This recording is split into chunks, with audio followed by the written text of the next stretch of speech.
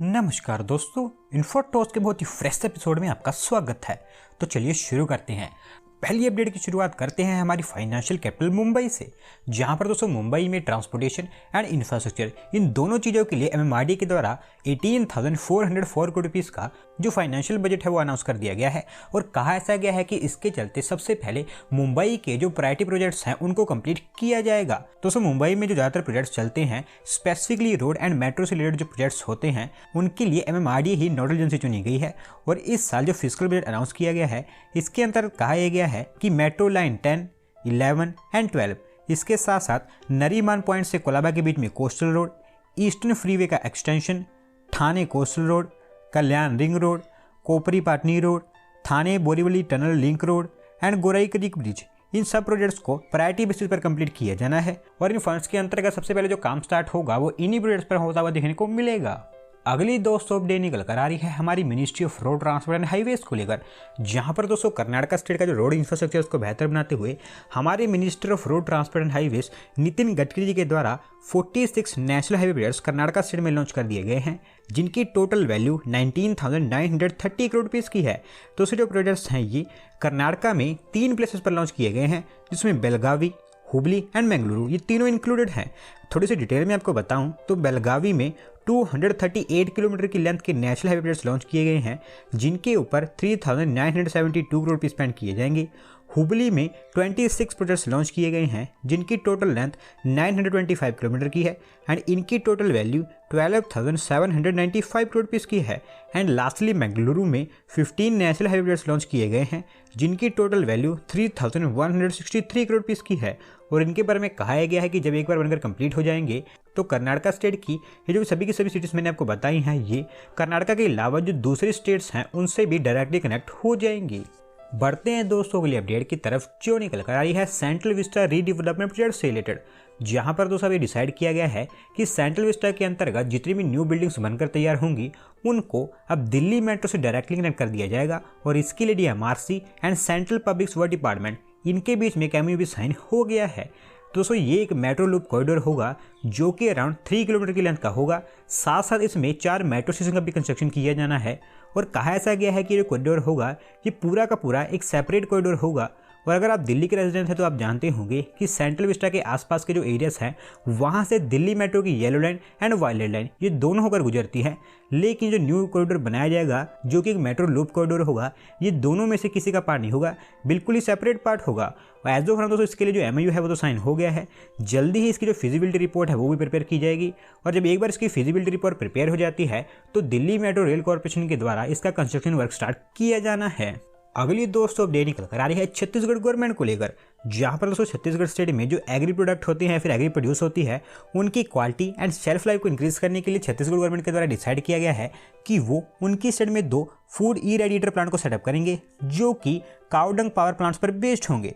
दोस्तों जिन लोगों को नहीं पता मैं उनको बता दूं कि जो फूड इरेडिएशन होती है ये एक ऐसी टेक्नोलॉजी एंड टेक्निक होती है जिसके अंतर्गत फ्रूट्स, वेजिटेबल्स या फिर इस तरह के जो एग्री प्रोड्यूस होते हैं उनसे पेस्टिसाइड्स को एलिमिनेट करके उनकी शेल्फ लाइफ को इंक्रीज किया जाता है एंड साथ साथ इनको लोगों के कंज्यूम करने के लिए काफ़ी सेफ भी बना दिया जाता है। और दोस्तों इन्हीं रीजंस के चलते छत्तीसगढ़ गवर्नमेंट के द्वारा ये न्यू प्लान प्रिपेयर किया गया है। और ये जो प्लांट सेटअप किए जाएंगे इनको सेटअप करने के लिए 2 एमओयू भी साइन हो गए हैं, जिसमें से एक एमओयू छत्तीसगढ़ गवर्नमेंट का स्टेट सीड कॉर्पोरेशन ने डिपार्टमेंट ऑफ एटॉमिक एनर्जी के साथ में साइन किया है।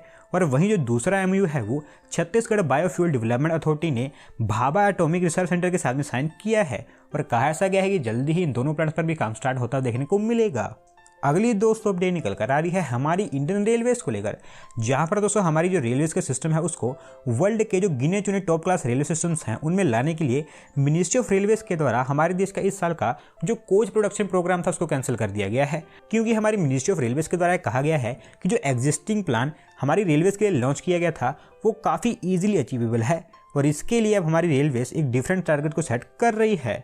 दोस्तों एज ऑफ नाउ हमारी रेलवेज का जो एग्जिस्टिंग कोच प्रोडक्शन प्रोग्राम था उसके अंतर्गत ये प्लान बनाया गया था कि अगले फाइनेंशियल ईयर यानी कि फाइनेंशियल ईयर 2022-23 में total 7,551 train coaches and rakes को प्रोड्यूस किया जाएगा। और हमारी जो मिनिस्ट्री ऑफ रेलवेज उनका कहना है कि ये जो टारगेट है काफ़ी इजीली अचीव किया जा सकता है। और साथ साथ हमारी रेलवेज इसमें कुछ चेंजेस भी करना चाहती थी, जिसके चलते उन्होंने एग्जिस्टिंग प्लान को कैंसिल करके एक न्यू प्लान प्रिपेयर किया है। इन शॉर्ट आप कह सकते हैं कि जो प्लान था उसको रिवाइज कर दिया गया है और न्यू प्लान के अकॉर्डिंग टोटल अगले फाइनेंशियल ईयर में 8,429 ट्रेन कोचेस एंड रेक्स को प्रोड्यूस किया जाएगा।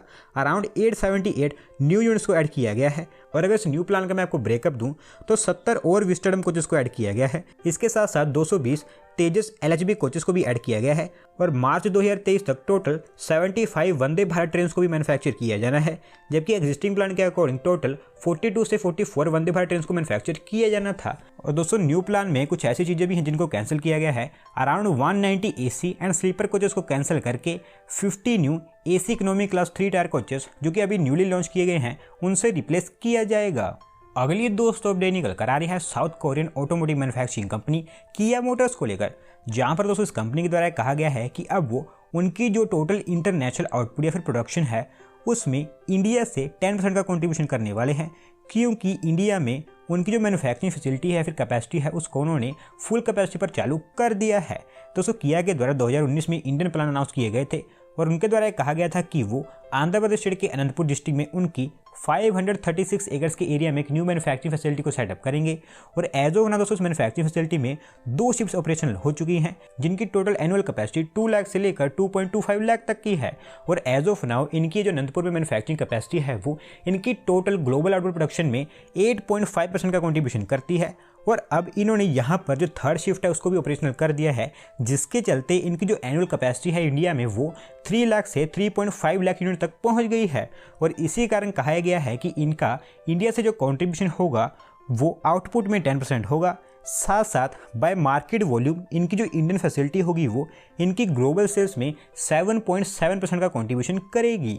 बढ़ते हैं दोस्तों अगली अपडेट की तरफ जो निकल कर आ रही है इंडिया जापान रिलेशन से रिलेटेड, जहां पर दोस्तों हमारी Indian government and Japanese government in दोनों ने मिलकर जो बायलेटरल स्वैप अरेंजमेंट है इसको दोबारा से रिन्यू कर दिया है और पिछली बार की तरह इसकी जो वैल्यू थी उसको 75 बिलियन पर ही रखा गया है। तो दोस्तों जिन लोगों को नहीं पता मैं उनको बता दूं कि ये जो बायलेटरल स्वैप अरेंजमेंट है ये एक ऐसा 2-वे अरेंजमेंट है जिसके अंतर्गत दोनों देशों की गवर्नमेंट्स US डॉलर के एक्सचेंज में उनकी जो लोकल करेंसीज हैं उनको स्वैप कर सकती है। और ये जो बायलेटरल स्वैप अरेंजमेंट था ये इंडिया एंड जापान के साथ में बहुत पहले साइन कर लिया था और इस बार हमारे reserve bank of India and bank of Japan इन दोनों ने जो एग्रीमेंट साइन किया है इसके अंतर्गत आप कह सकते हैं कि इनका ये जो बायलेटरल स्वैप अरेंजमेंट पहले साइन किया गया था उसको दोबारा से रिन्यू किया गया है।